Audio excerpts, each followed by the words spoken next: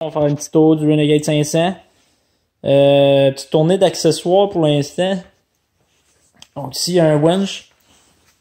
Un winch, c'est un 3300 livres, mais 3500, 3500 livres. Sinon, on continue un peu. Les tailleurs ITP Mod Light. Très bons tailleurs. Ils sont pas beaucoup usés. J'ai pas beaucoup roulé avec non plus. Sinon, si on continue à tourner, j'ai le truc pour mettre la boule pour tirer un trailer. Sinon, la pipe Big Gun, qui est slip-on, qui est pas complète, là, juste un slip-on. Sinon, moi, du côté ici, j'ai le contrôleur d'injection de Big Gun également. Avec l'exhaust, c'est l'ancien propriétaire qui l'avait ajouté la pipe avec le contrôleur d'injection. Sinon, j'ai des HID qui sont dessus pour l'instant, là. Voilà.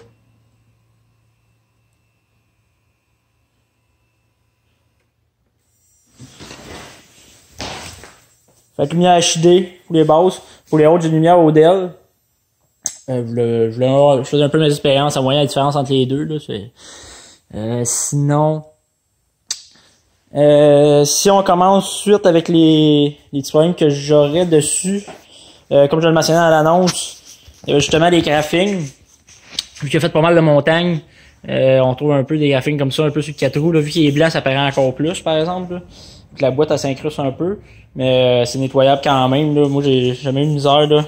Mettons, je le nettoyais, je mettais un produit dessus, je m'en rappelle plus c'est quel. Je frottais un peu, puis ça venait tout beau. Sinon, les collants qui se décollent, justement.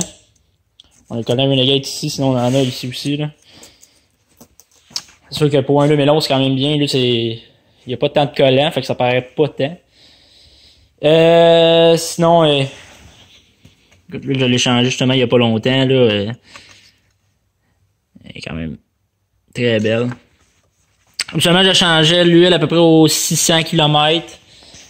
Sinon, l'huile à transmission, l'huile à différentiel à chaque année.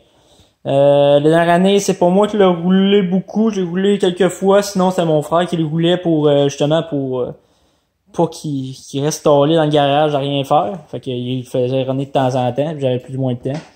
Un autre petit problème ici. C'est ça le problème sinon qu'il y a. La switch. J'ai un peu de misère avec. Des fois, elle indique bad key. Mais c'est tout simplement la switch qui est mal placée parfois. Comme mettons là pour allumer les lumières, je dois la mettre entre les deux, entre le on et les lumières. C'est aussi la place où je peux partir le 4 roues. Parce que sinon, il faut gosser un peu avec la switch. Mais sinon, j'ai jamais eu une misère à partir ou quoi que ce soit. C'est juste ça le petit problème.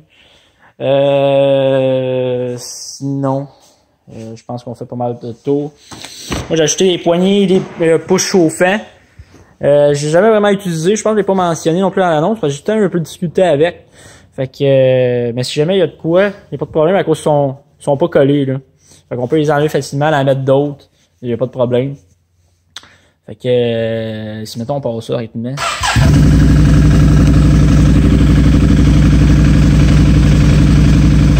Fait qu'il roule très stable. Il n'y a pas de haut et de bas. Il reste tout le temps steady et égal. Quand il est chaud, c'est sûr qu'il va un peu plus, mais sinon, pas de problème avec ça.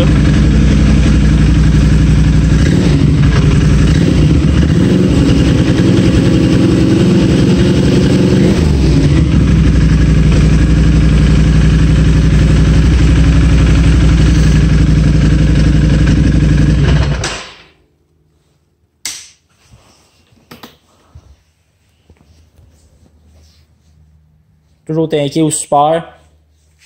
Sinon, j'ai déjà changé une fois l'actuateur 4x4. Sinon, un petit caoutchouc de cardan comme ça. Sinon, c'est juste des changements d'huile que j'ai fait dessus. Jamais eu vraiment de problème avec. Ça fait pas mal le tour du 4 roues. Si jamais il y a d'autres questions, n'hésitez pas à me contacter.